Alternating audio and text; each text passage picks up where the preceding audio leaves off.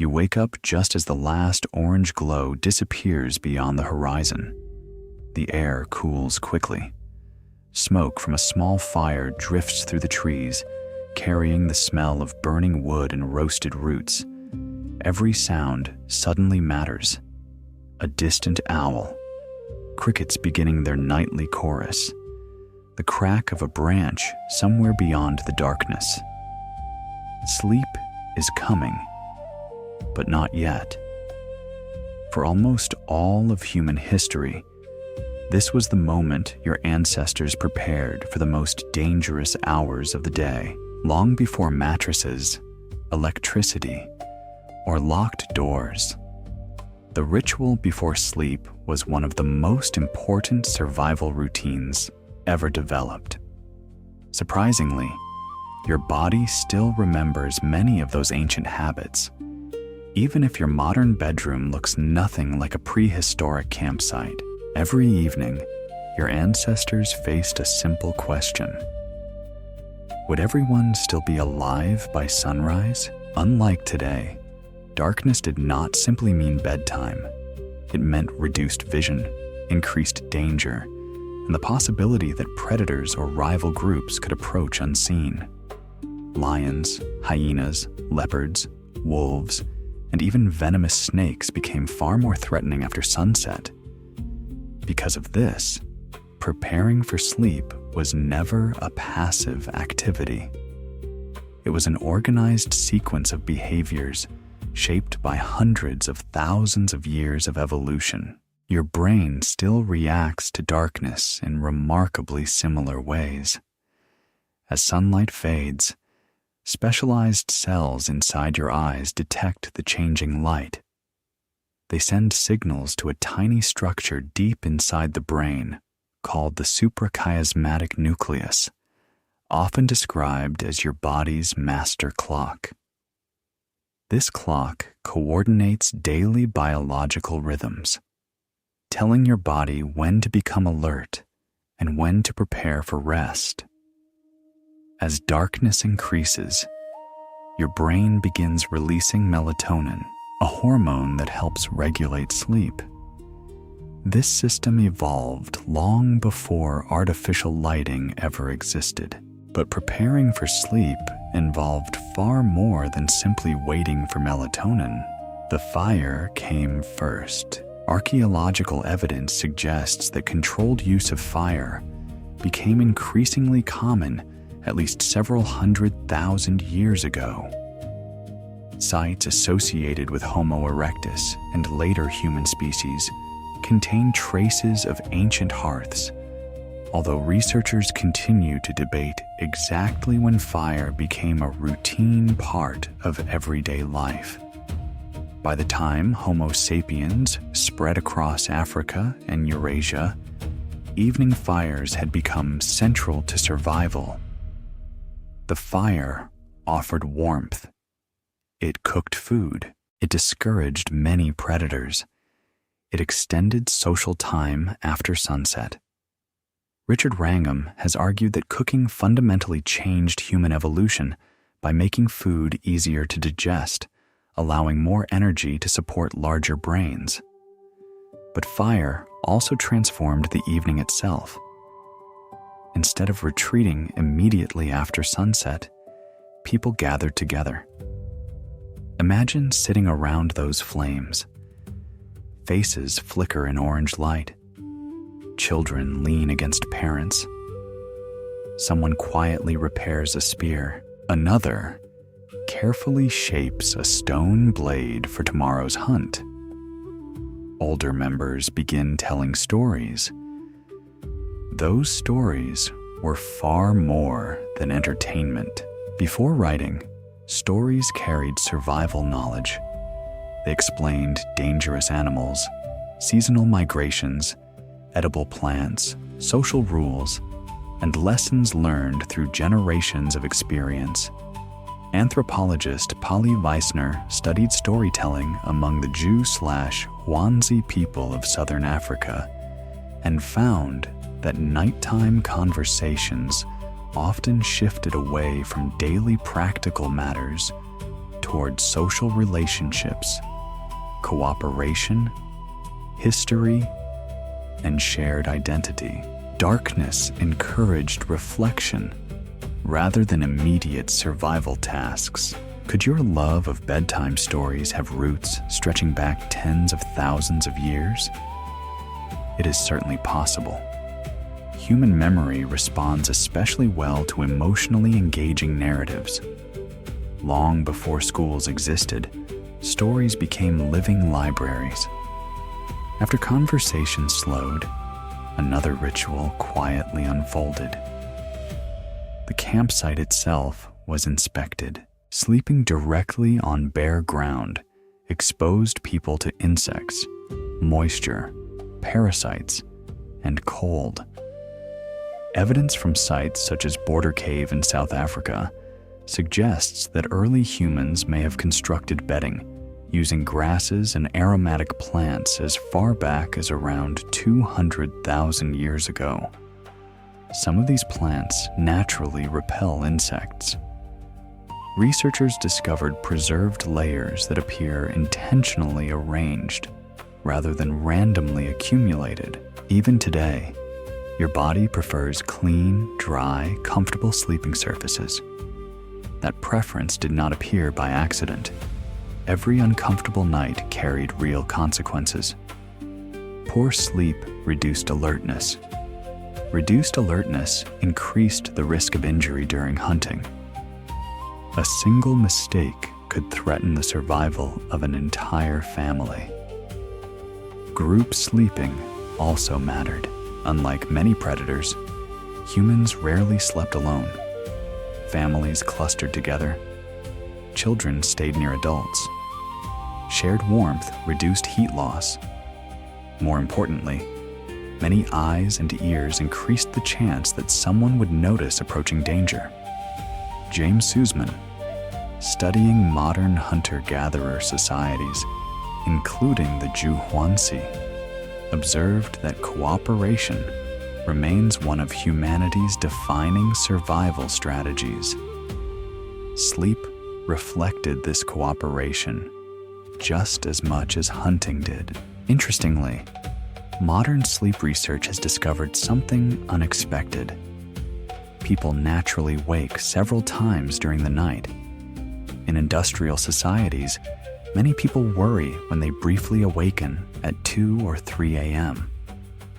Yet studies of hunter-gatherer groups, such as the Hadza of Tanzania, reveal that different individuals often remain awake at different times throughout the night.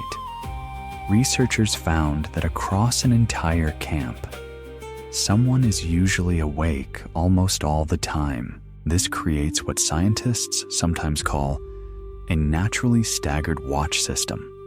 No formal guard duty, no assigned schedule, simply different sleep patterns overlapping.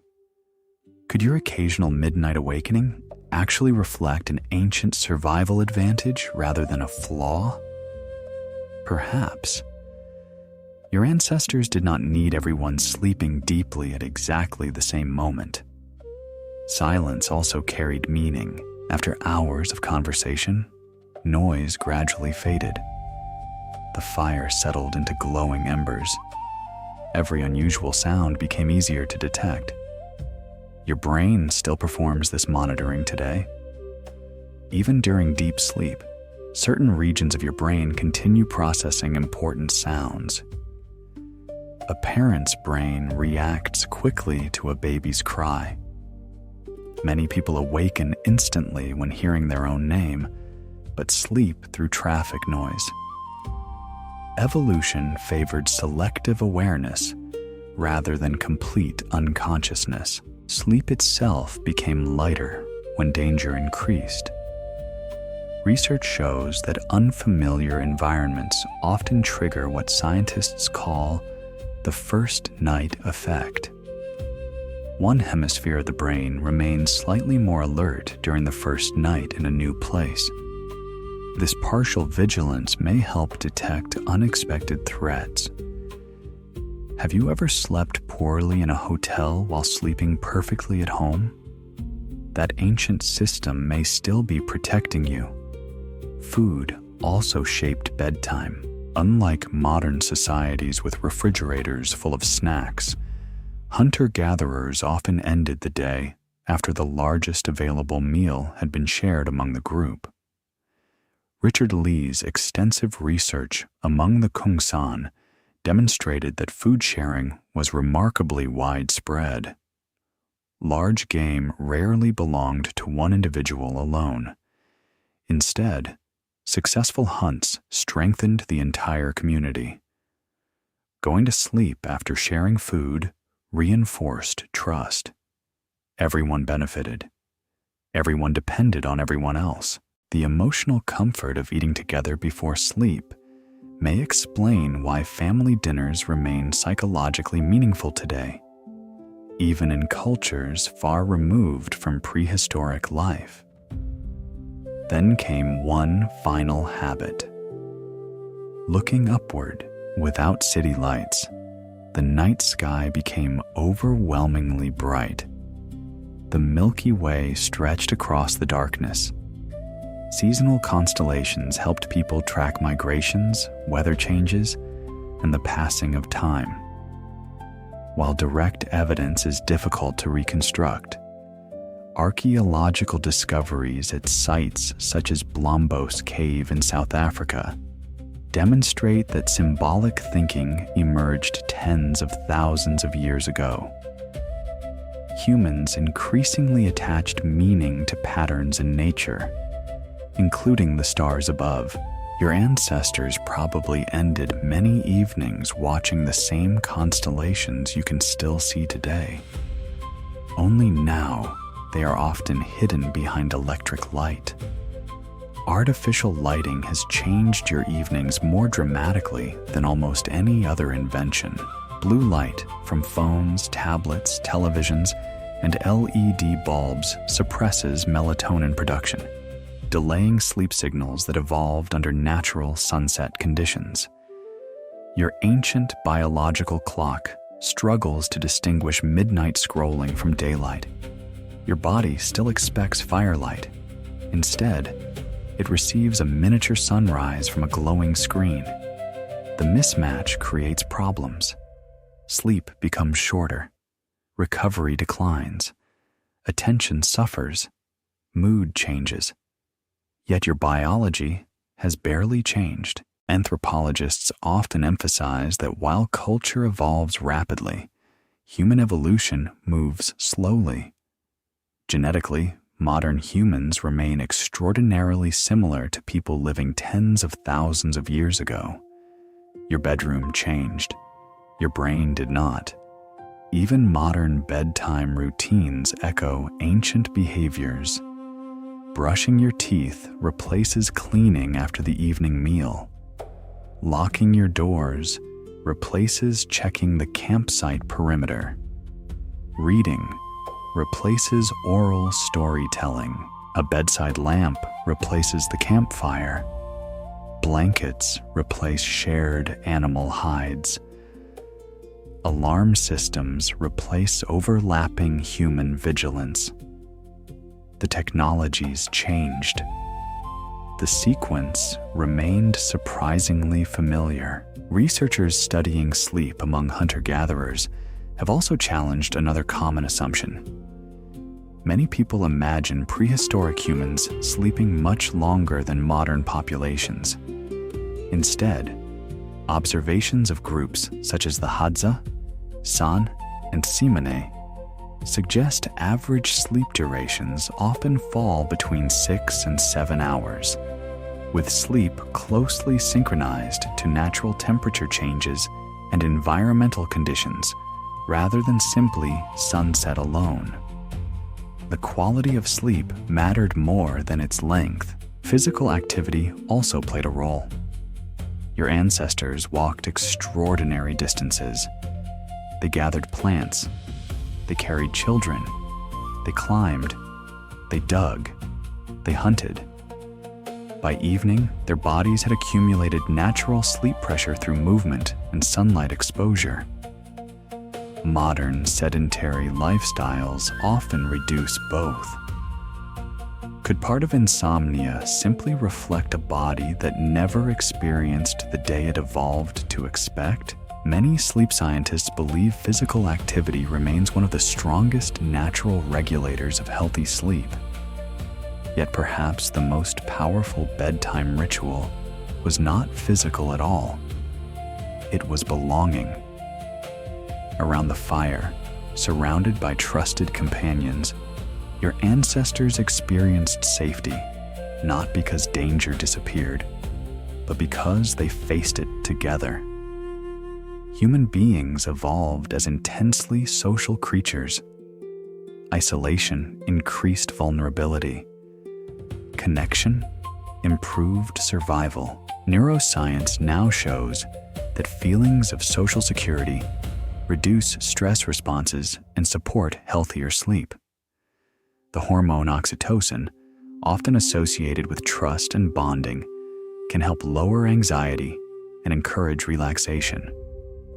Your nervous system still interprets trusted relationships as signs that the environment is safe enough to rest. That instinct has never left. It appears when children ask for bedtime stories. It appears when families gather for dinner. It appears when partners fall asleep beside one another. It appears when familiar routines help quiet an anxious mind. These are not random comforts. They are echoes. Tiny behavioral fossils preserved not in bones or ancient caves, but inside your nervous system. The archaeological record gives fragments. Anthropology fills in patterns. Biology connects them to the present. Together, they reveal something extraordinary. Every night, without realizing it, you repeat habits shaped across hundreds of thousands of years. Your ancestors built safety before sleep because tomorrow was never guaranteed. Your body still follows many of those same signals, even though predators have largely been replaced by deadlines, notifications, and glowing screens. You still seek warmth. You still gather with others. You still tell stories. You still create routines before surrendering consciousness. The setting has changed beyond recognition. The ancient ritual remains. So tonight, when the lights dim and your body begins preparing for sleep, remember that this is more than the end of another day. It is one of the oldest human traditions still alive, hidden beneath blankets instead of animal skins, inside homes instead of campsites. Your brain quietly performs a ritual practiced by countless generations, stretching back into prehistory. You close your eyes, just as your ancestors once did, beneath a sky filled with stars. The difference is not that your body has forgotten them. It is that your body has remembered them all along.